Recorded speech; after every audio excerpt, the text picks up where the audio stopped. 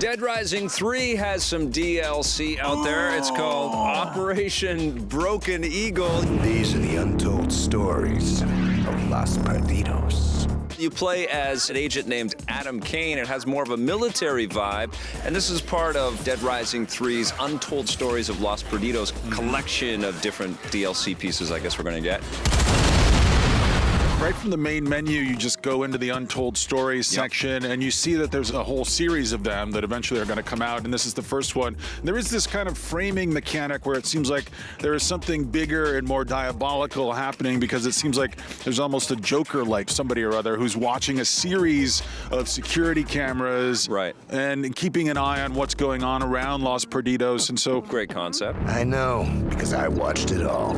It is a good concept, maybe not the freshest concept in the world. And speaking of not very fresh, is the subject matter of this, because you military guy. Yeah, you get the average standard issue military guy who they're flying in a chopper and the chopper gets hit and so they crash land, and you are Adam Kane. You're down on the street, you're in the hordes of zombies, you have to find your way through these terrible situations. What I like though is that you are finding your other buddies who have all crash landed with you. Some of them survive and some of them have turned into zombies. That's one of the objectives is you're supposed to track down these guys and you're supposed to take them out and pick up their dog tags, just like the main game, their fetch quests over the course of the thing. And you do feel like you're just an errand boy over the course of this thing.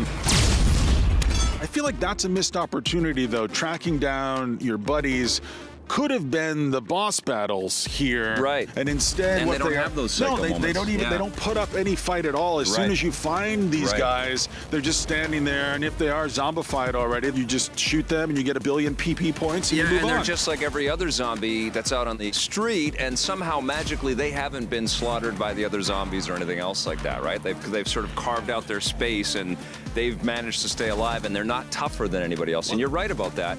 And I also found that, like, when you found the survivors and you got them to tag along with you, they don't last very long. And that drove me crazy as well. They were dumb and they got killed right away. The greatest strength of the Dead Rising series from the beginning has always been the personality of the environment and of the characters in that environment. And here, so many generic choices were made, from the new enemies, which are just soldiers, to the main protagonist, which is just a soldier. Let's roll! Let's ride! Let's kill everything inside! What are you going to give Operation Broken Eagle? It's kind of broken for me. I'm going to give it a 5 out of 10. And it gets a 6 from me.